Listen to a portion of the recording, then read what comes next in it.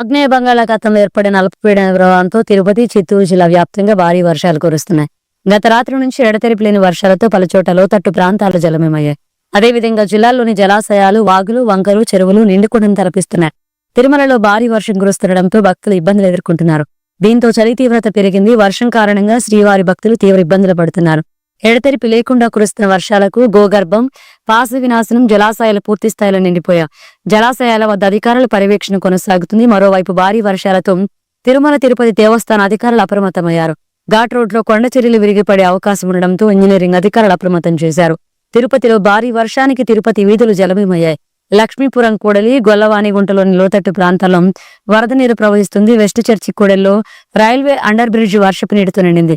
అధికారులు వాహనాల రాకపోకలను దారి మళ్లించారు. బాలాజీ కాలనీ నుంచి మహిళా వర్సిటీ మీదుగా వాహనాలను మళ్లిస్తున్నారు. తిరుపతిలో మాల్వాడి గుండం జలపాతం పొంగి పొర్లుతోంది. అప్రమత్తంగా ఉండాలని ఇన్ఛార్జ్ కలెక్టర్ శుభం బన్సాల్ అధికారులను అప్రమత్తం చేయడంతో పాటు జిల్లా కలెక్టర్ కార్యాలయంలో కంట్రోల్ రూమ్ ఏర్పాటు చేశారు. అన్ని శాఖల అధికారులు అందుబాటులో ఉండాలని, అదేవిధంగా అప్రమత్తంగా ఉండాలన్నారు. అవసరమైతే తప్ప ప్రజలు బయటికి రావద్దన్నారు.